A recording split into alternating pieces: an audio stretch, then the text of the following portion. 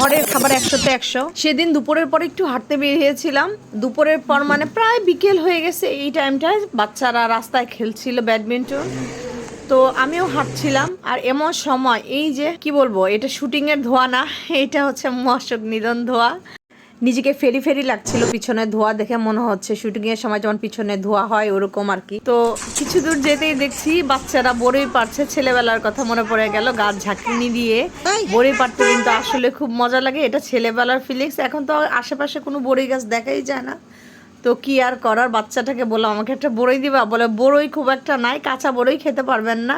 তো আমি মোড় ঘুরতেই দেখলাম যে ফুচকালা নাই, ধোয়া দেখে সব বন্ধ করে বাইরে চলে গেছে। আর এই যে আমি ভুট্টা পছন্দ করি দেখে এই যে আপনাদের ভাইয়া ভুট্টা নিয়ে আসে আস্তে আস্তে। এখন এগুলো আমি পুরাবো, যেহেতু কয়লা নাই সেহেতু আমি এটা চুলাতেই পুরাবো। আর এরকম ছিলতে আমার খুবই ভালো লাগে।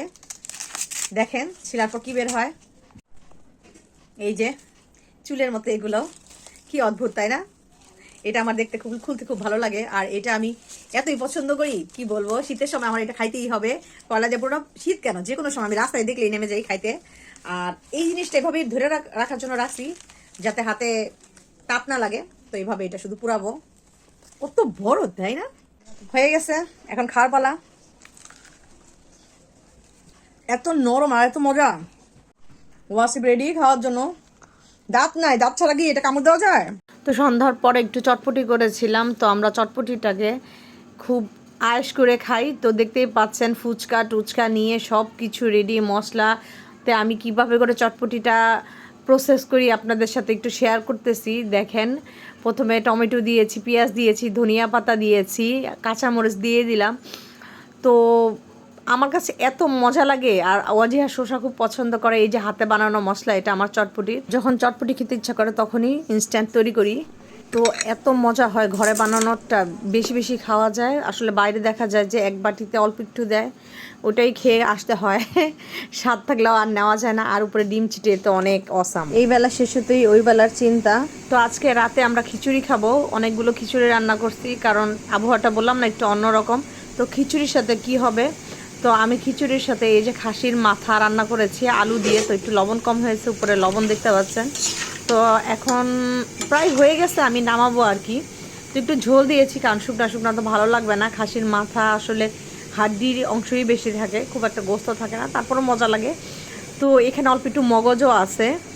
তো এই যে সালাদ কেটে নিয়েছি। এই টাইমটা আসলে এই যে খিরায়ের সালাদটা খুবই ভালো লাগে। ভিতরে টমেটোটা দেখা যাচ্ছে না। তো ওয়াসিফ বসে পড়ছে খেতে। ওয়াসিফের আবদার টিভি দেখবে আর খাবে। আমি বলছি টিভি দেখে খাওয়া যায় না, খেও না টিভি দেখে। তো আর কি করার। ওয়াসিফের পোষা বিড়ালটাকে কত ভালোবাসে, তাকে কাঁথা দিয়ে দিচ্ছে। ছোট্ট একটা রুমাল ছিল, সেটাকে বানাইছে ওর কম্বল। জিফি আরো আরামে শুইছে। কালো বিড়ালটা হলে কি হবে, ওকে আমরা অনেক ভালোবাসি। অনেকে ফর্সা সাদা বিড়াল পছন্দ করে, কিন্তু আমরা এই বিড়ালটাকে অনেক ভালোবাসি। রঙে কি যায় আসো, ও অনেক আদরের আমাদের কাছে।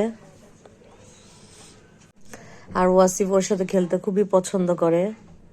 দেখছেন কিভাবে করে আদর করতেছে। আর অজিহার টিচার আসছে, অজিহা টিচারের কাছে পড়তেছে। জেফি সবসময় এত আরাম খোঁজে, একবার সোফায় একবার বিছানায়। কি জেফি, শুধু ঘুম আসে, শুধু ঘুম। খাওয়ার ঘুম ছাড়া তোমার তো কোনো চিন্তা নাই। আমার তো চিন্তা, কি করব এখন, কি করব তখন, কি করব, কি রান্না করব। আর তুমি শুধু ম্যাও ম্যাও। আমাদের জেফি শুধু মাছ মাংস ছাড়া কিচ্ছু খেতে চায় না।